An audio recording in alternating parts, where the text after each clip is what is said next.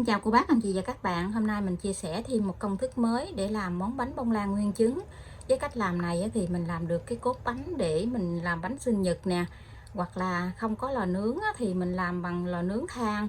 Lò nướng ở bên Việt Nam mà bánh nhỏ nhỏ đó thì mình cũng làm được cái công thức này luôn. Với công thức này chị em mình làm lần đầu tiên thì rất là dễ làm. Cô bác, anh chị và các bạn thấy thích thì cùng vào bếp để làm món bánh bông lan nguyên trứng này nha.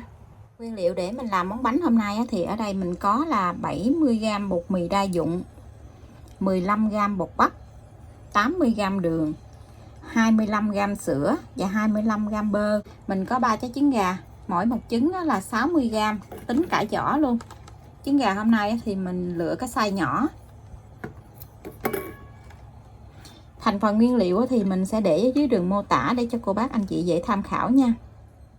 Mình sẽ cho 3 trái trứng vào trong cái thau để mình chuẩn bị đánh. Trứng này là size M cho nên nó là trứng này hơi nhỏ.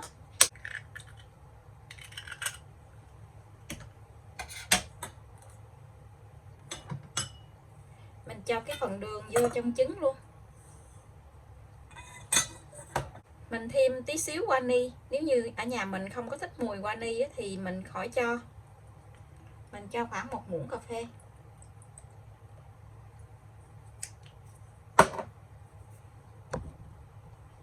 Ở đây mình có một nồi nước sôi. Nước đang sôi vậy thì mình nhắc xuống, thì mình để cái thau trứng này lên để cho cái phần trứng này nó hơi ấm ấm á. Mình đánh cho tan đường ra, tan cái phần đường này ra là được. Mình để cho nó ấm gì á là cái phần trứng của mình tí nữa mình đánh lên nó dễ bong lắm. Vậy thì mình sẽ lấy ra.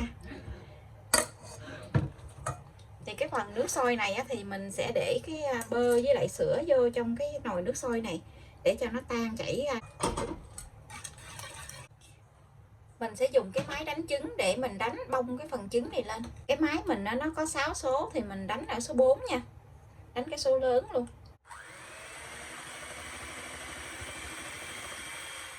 Khi mình đánh được 4 phút rồi, cái phần trứng này, cái bọt lớn nó không có còn nữa thì mình sẽ hạ xuống còn số 2 nha. Mình tiếp tục mình đánh thêm 3 phút nữa.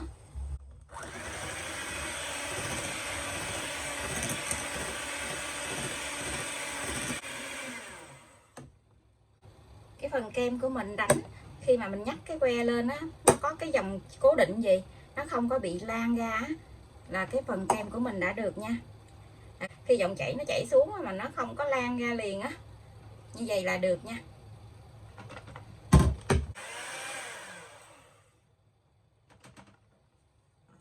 Mình sẽ trộn hai cái phần bột này lại.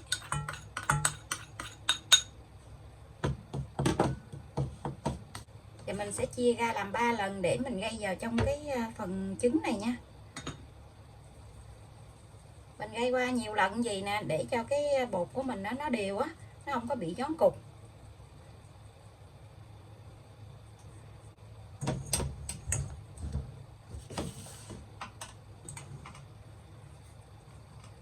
Và mình trộn lên là mình hất cái muỗng từ dưới lên trên nha, để cho nó đều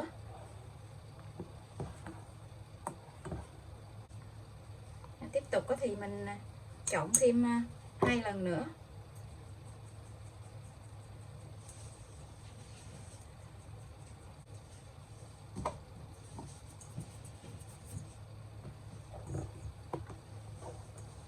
Tiếp tục thì mình trộn cái này mình hất cái muỗng từ dưới lên vậy nè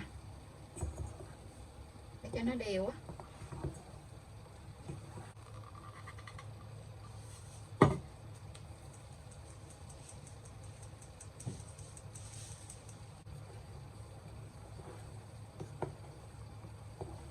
và nó đều lại vậy.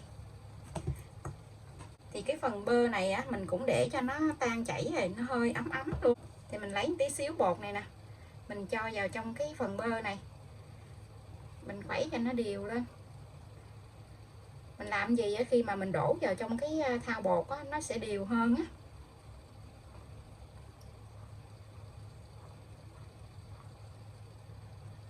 Mình đổ ngược lại trong cái thau bột, thau trứng. Khi mình đánh trứng gì thì mình cũng mở cái lò lên để mình làm nóng cái lò 20 phút nha.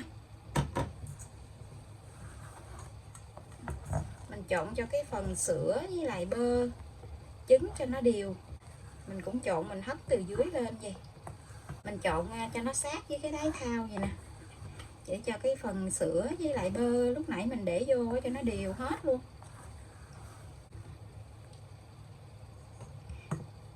Giờ thì mình sẽ cho cái phần bánh này vào trong khuôn luôn. Cái khuôn này hôm nay thì mình sử dụng là cái khuôn 15. Mình đót giấy nến ở phía dưới và ở xung quanh luôn.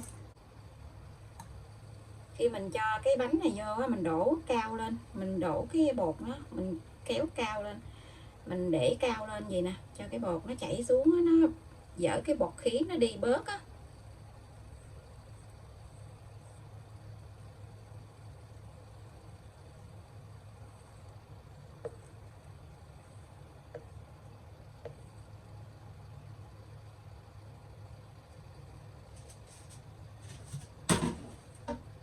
Cho bột vào trong khuôn rồi thì mình lấy cây tăm á, mình cứ khuấy vòng tròn tròn vậy nè, để cho cái bánh của mình nó dỡ bọt khí bớt đó.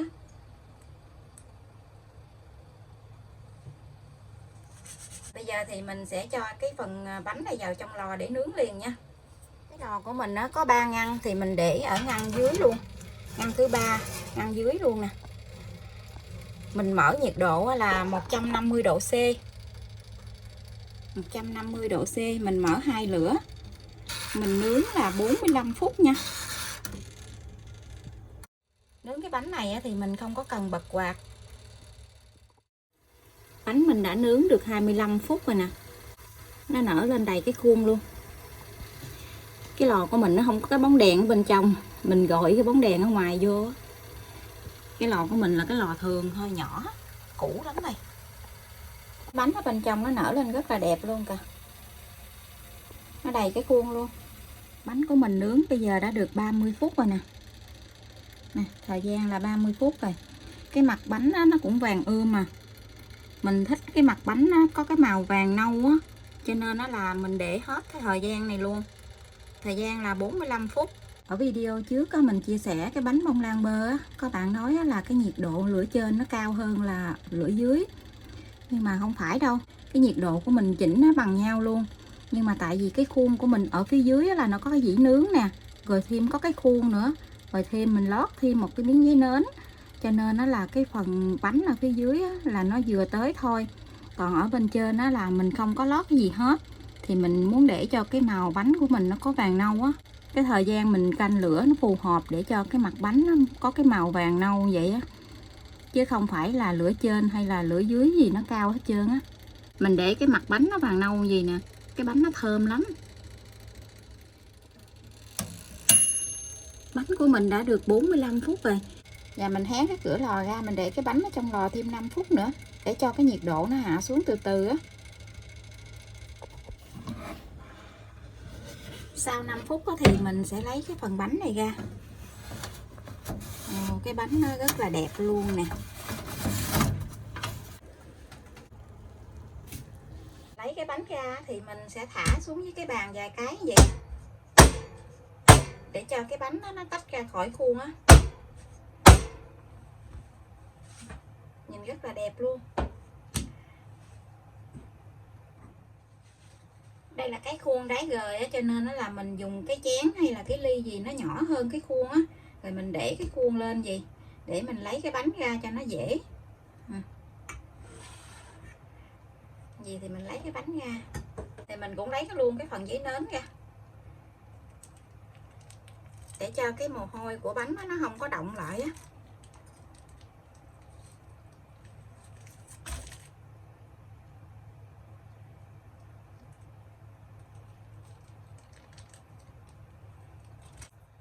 Dùng cái dĩ lưới á, để mình lấy cái bánh ra.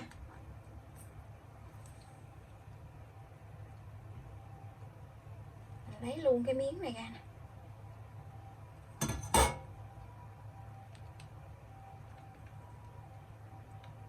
Rồi mình lật lại, mình cho cái bánh nó nguội tí xíu thì mình cắt ra. Cái bánh nó không có bị nứt mặt nè, nó cũng không có bị thắt eo nữa. Cái công thức này thì thích hợp cho mình làm cái cốt bánh sinh nhật. Cái cốt bánh sinh nhật thì làm theo cái cách này thì rất là đẹp luôn. Cái bánh nó đứng á, cái đế bánh nó cao nè. Giờ bánh nguội thì mình sẽ cắt cái phần bánh này ra. Cái bánh để nãy giờ nhưng mà nó vẫn còn nguyên cái form nè, nó không có bị xẹp, cái mặt bánh nó cũng không có bị trùng xuống nữa.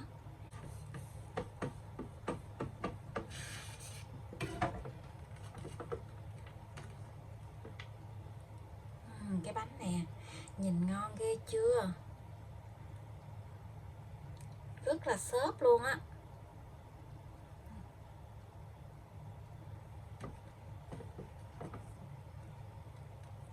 Hấp dẫn quá chừng luôn.